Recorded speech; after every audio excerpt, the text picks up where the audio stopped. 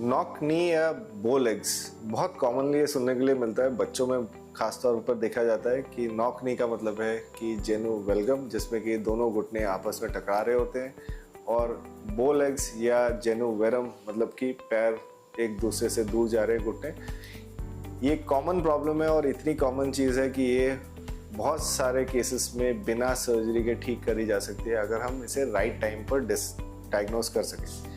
दोस्तों, मेरा नाम है डॉक्टर देवाशीष चंदा। मैं एक joint replacement as well as joint preservation surgeon हूँ। तो जॉइंट प्रिजर्वेशन की जब हम बात करते हैं तो alignment correction is one of the thing. Alignment का मतलब है कि पैर अगर मेरा सीधे की जगह टेढ़ा लगा हुआ है किसी भी डायरेक्शन में तो वो जॉइंट जल्दी घिस जाएगा, और उसको बचाने के लिए हमें अलाइनमेंट को हमेशा स्ट्रेट रखना है। तो कौन सी ऐसी कंडीशन है जानते हैं जिससे हमारे अलाइनमेंट में डिसफॉर्मिटीज़ या डिजीजेस क्रिएट होती है। सबसे कॉमन डिजीज़, अगर मैं सिर्फ एक सिंगल कॉमन डिजीज़ बोलूं जिसके कारण पैर के अलाइनमेंट में आइदर नॉकनी या बो लेग्स होते हैं, is vitamin D deficiency in small growing kids. बच्चों में जब ये ग्रोथ के ड्यूरेशन में विटामिन डी की डेफिशिएंसी होती है, जिससे कैल्शियम एब्जॉर्प्शन नहीं होता है और बोन पे कैल्शियम डेफिशिएंसी हो जाती है, लीडिंग टू डिफॉर्म या अलाइनमेंट एरर्स।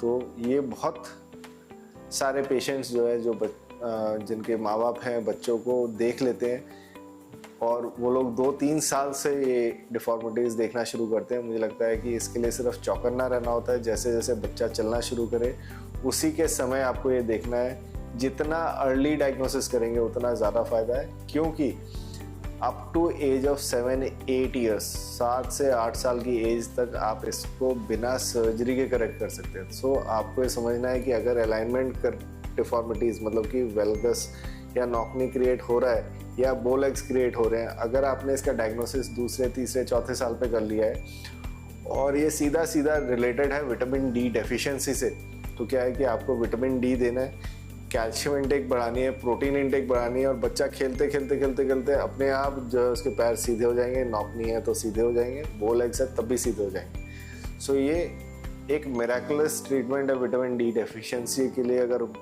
डिफॉर्मिटीज़ क्रिएट हुई हैं और आपने अर्ली ट्रीटमेंट शुरू कर दिया है, मतलब कि 2 साल से लेके 7-8 साल के अंदर आपने ट्रीटमेंट शुरू किया है, तो इसको कम्प्लीटली बिना सर्जरी के ठीक कर सकते हैं। बिना सर्जरी का मतलब है बिना सर्जरी के।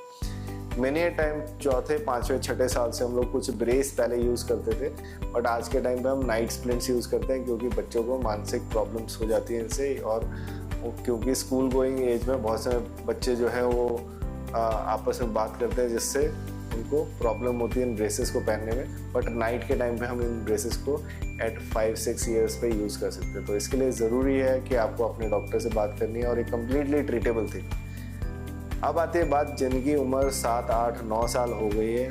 फीमेल किड्स में मुझे लगता है 9-10 साल से पहले, और मेल किड्स में करीब 11-12 साल से पहले इसको एक छोटे से सर्जरी से करेक्ट किया जा सकता है, जिसे कहते हैं एपिफाइसियोडेसिस। मतलब कि जब हमारी ग्रोथ प्लेट ग्रो कर रही होती है टेढ़ा होने के लिए दोनों ही साइड में, तो किसी एक साइड की, जैसे थाई बोन है, उसके एक साइड का अगर एक साइड का ग्रोथ प्लेट ज़्यादा ग्रो कर जाए तो बो लेग्स हो सकते हैं, नॉकनी हो सकती है। तो आपको सिर्फ डिफरेंशियल करेक्शन करने की ज़रूरत है। इसमें हम लोग एक साइड की ग्रोथ प्लेट को रोक के रख देते हैं।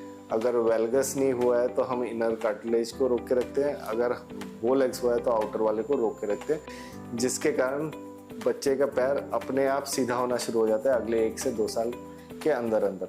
ये इतनी माइनर सर्जरी है कि शाम को बच्चा चल सकता है और विद इन ए वीक अपने स्कूल, अपने ट्यूशन, अपने स्पोर्टिंग एक्टिविटी में वापस जा सकता है। और ये स्कारलेस है, छोटे से एक स्कार चीरे से ये हो जाता है, जो कि फ्यूचर में दिखाई भी नहीं देता है। तो दोस्तों, ये ज़रूरी है कि समझना कि 8-9 ईयर्स की फीमेल और 10-11 ईयर्स का मेल चाइल्ड अगर है तो ये एपिफाइसियोडेसिस एक चमत्कारी सर्जरी है, जिससे कि बच्चों के पैर पूरी तरह से सीधे हो सकते हैं और वो अपनी नॉर्मल एक्टिविटी कर सकते हैं, और लाइफ में कभी भी कोई उन्हें टेढ़ा पैर लेके मजाक नहीं उड़ाएगा। इसके अलावा अगर हमारा बच्चा ग्रोथ प्लेट मतलब जो ग्रोथ फेज़ है उससे क्रॉस कर गया है, मतलब कि करीब 13-14 साल का हो गया है मेल चाइल्ड, या 11-12 साल की लड़की हो गई है, तो मुझे लगता है कि और 2-4 साल उन्हें रुक के उसे करेक्टिव ऑस्टेटोमी की ज़रूरत है। मतलब कि पैरों को कट करके सीधा करने की ज़रूरत होती है। तो ये एक इंटेंसिटी वाइज हायर सर्जरी है। क्या हमें इन्हें 14 या 15 साल की उम्र या 16 साल की उम्र में कराना चाहिए? मुझे लगता है हाँ, इसे कराना चाहिए।